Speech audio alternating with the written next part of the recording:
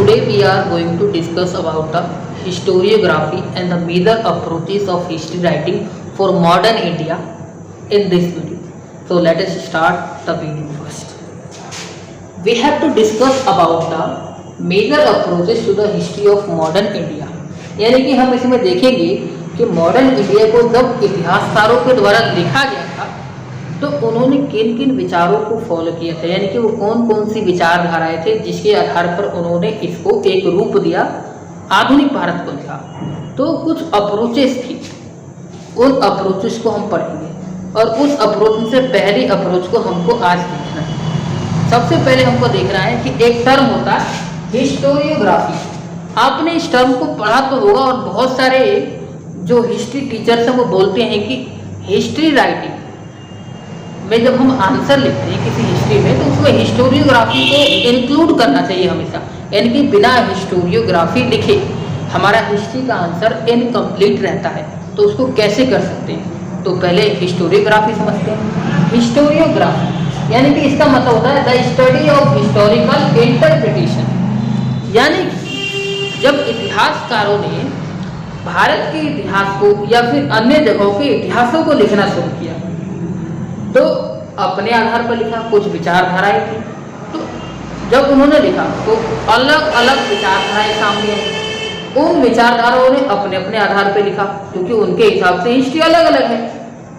Basically history change है और हर किसी के लिए चेंज अलग हो सकता है। किसी के लिए पॉलिटिकल हो सकता है, किसी के लिए सोशल हो सकता है, किसी के लिए एडमिनिस्ट्रेटिव चेंज हो सकता है, रिलीजियस चेंज हो सकता है और बहुत सारी चीज़ें हैं इस तरह।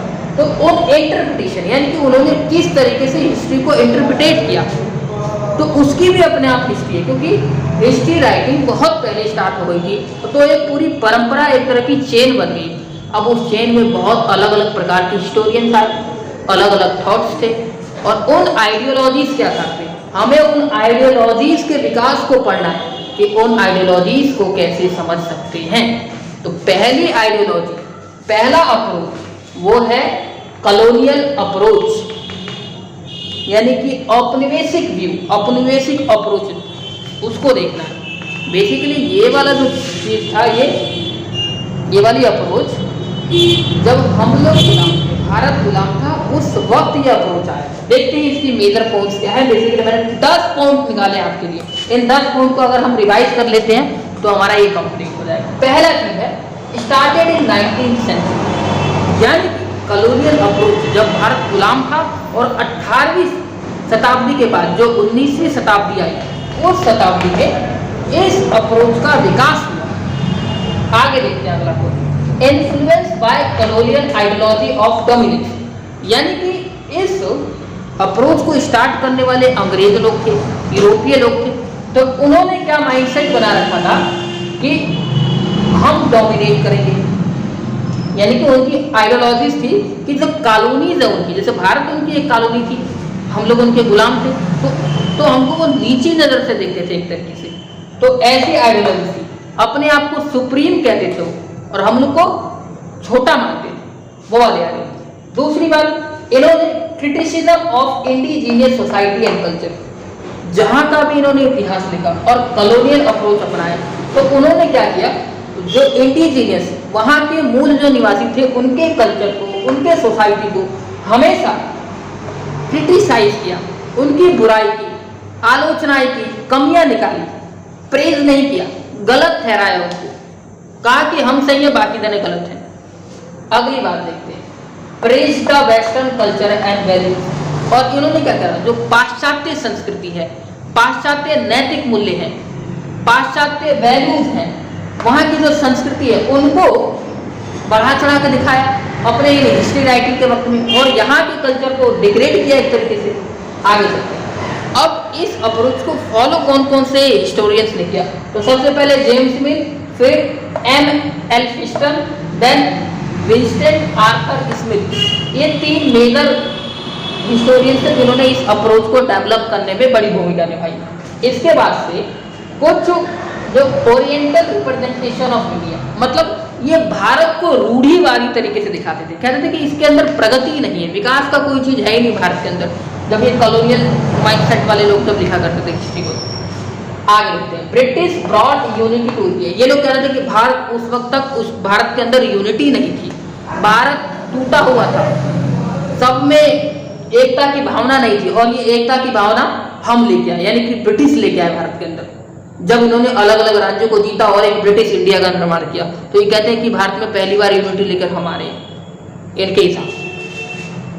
अगली बात है सोशल डार्विनिज्म, यानी कि superior to native and fittest to, यानी कि एक सिद्धांत था सोशल डार्विनिज्म, इसको ये फॉलो करते थे। डार्विन जो था ना, उसके नियम को ये फॉलो करते, और ये कहते थे कि हम लोग जो है ना सुपीरियर है, सुपीरियर रेस है, हमारी रेस सुपीरियर है, यानी कि अंग्रेज जो है वो सुपीरियर है नेटिव से। नेटिव जो मूल निवासी, यानी कि भारत के लोग और अन्य जगहों के लोग जहां इन्होंने कब्जा किया, और कहते थे कि हम लोग रूल ऑफ लॉ के लिए एकदम फिटेस्ट है, यानी कि कानून का जो शासन होता है उसके लिए सबसे फिट कौन है, ब्रिटिश है, और बाकी जने नहीं है, इसलिए हम उनको सभ्य बनाएंगे। और इन्होंने एक थ्योरी दी इसी में, व्हाइट मैन्स बर्डन, यानी कि हम लोग सभ्य हैं और बाकी दुनिया असभ्य है, तो ईश्वर ने या बड़ी सत्ता ने हमको एक बर्डन दे रखा है। किस तरह का बर्डन, एक तरह का कार्य सौंप रखा है कि हम बाकियों को भी सभ्य बनाएं।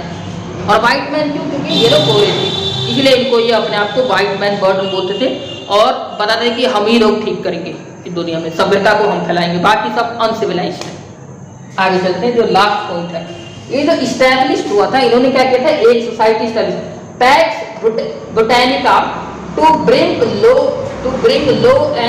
Law and order and peace to bickering society. ये कहते थे जो सोसाइटी पिछड़ी है, जिसमें कला है, झगड़े हैं, है ना, एकता नहीं है, वहां पे हम पैक्स ब्रिटानिका के तहत लॉ ऑर्डर, यानी कि कानून व्यवस्था और शांति की स्थापना करेंगे, यानी कि अपने आप को सुप्रीम दिखा रहे और बाकियों को एकदम डिग्रेड करने में लगे, बाकी के कल्चर को एकदम घटिया बता दिया और अपने आप को हमेशा आगे बता दिया, अपने आप को प्रोग्रेसिव बता रहे, दूसरे को डिग्रेसिव बता रहे, कह रहे कि हम लोग स्टैग्नेंट है। स्टैग्नेंट मतलब रुकी हुई सोसाइटी, जिसमें कोई भी विकास का कार्य नहीं हो पाता, पर ऐसा था ही।